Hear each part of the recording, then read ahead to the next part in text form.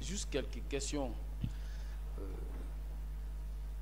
Lorsque vous êtes venu à la gendarmerie suite à votre nomination comme chef d'état-major de la gendarmerie nationale, avez-vous procédé, oui ou non, à un état des lieux?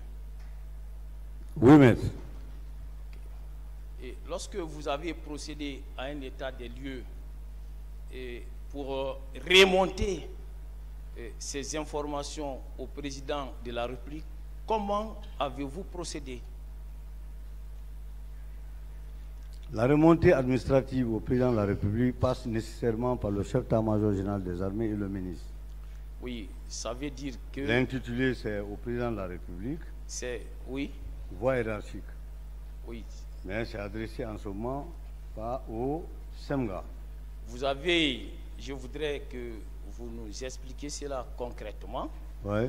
Lorsque vous avez fait un état des lieux, parce que moi je sais que par la suite, les moyens ont suivi. Oui. Que vous avez suivi la dernière fois ici avec beaucoup d'attention. Oui. Je voudrais que vous nous disiez, lorsque vous avez fait l'état des lieux, quelle fut la première autorité hiérarchique à laquelle vous l'avez adressé? Le chef d'état-major général des armées. Très bien. Et le chef d'état-major général, à son tour, a fait remonter à qui? Au ministre de la Défense. Ok. Et est-ce que vous, en vous comportant ainsi, j'ai compris que vous êtes un gendarme très respectueux de la hiérarchie. Mais est-ce que vous savez que il y a un autre général qui vous a précédé à cette barre, qui, après avoir fait un état des lieux, est allé directement remettre son rapport au président en mettant en copie son ministre, le ministre de la Sécurité. Trouvez-vous cela conforme au respect de la hiérarchie? Bon.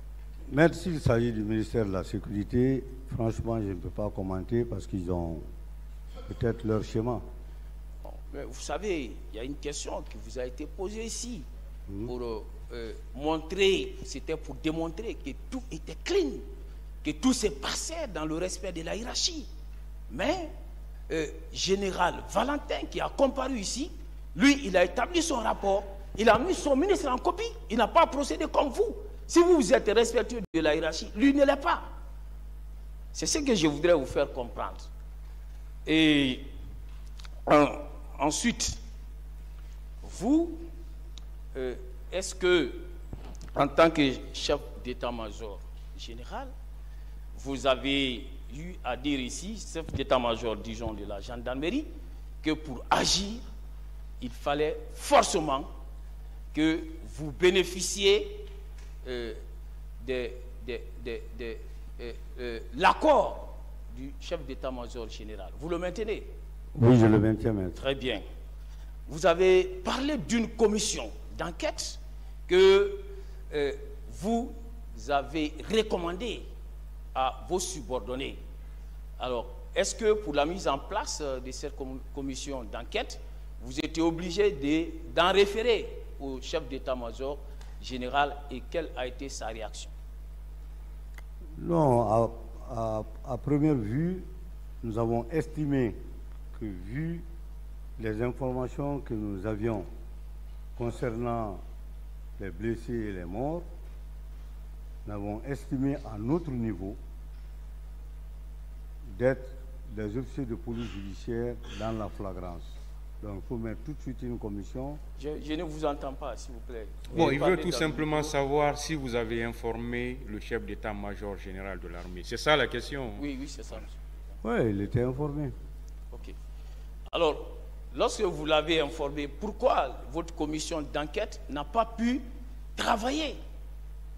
Pourquoi vous n'avez pas pu concrètement travailler? Bon, je ne sais pas trop fouiller autour, mais je savais déjà que nos collègues de la police étaient sur un autre schéma. En plus, il y avait déjà au niveau du gouvernement des approches liées à la mise en place d'une commission nationale. Mais est-ce que vous savez que ces infractions relevaient du domaine de la flagrance? Tout à fait. Très bien. Et si c'était le cas, n'est-ce pas, les enquêtes devraient être automatiques? Tout à fait.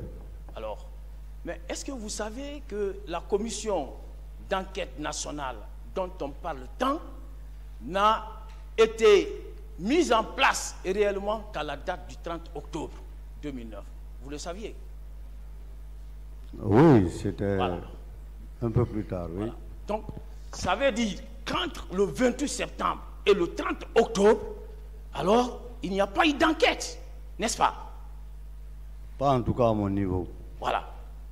Alors, est-ce que vous savez que les membres de cette commission n'ont prêté serment seulement qu'à la date du 14 novembre?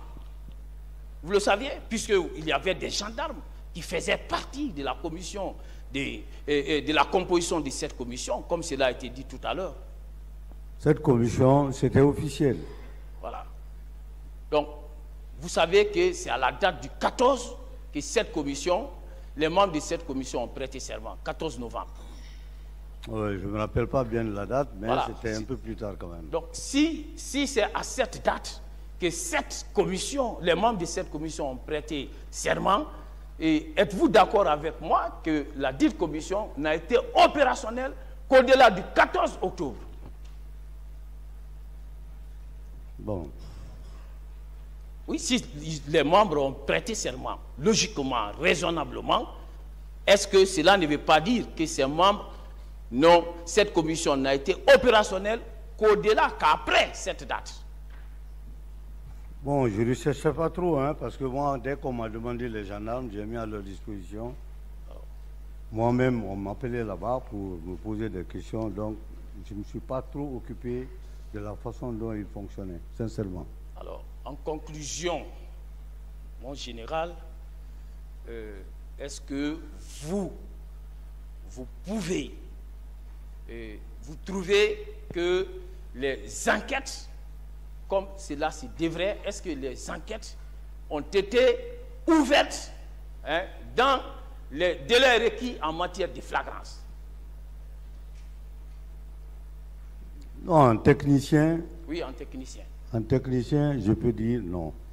Très bien, merci. C'est ce qui est important, qu'on ne continue pas à nous omnibuler ici. Merci, Monsieur le Président.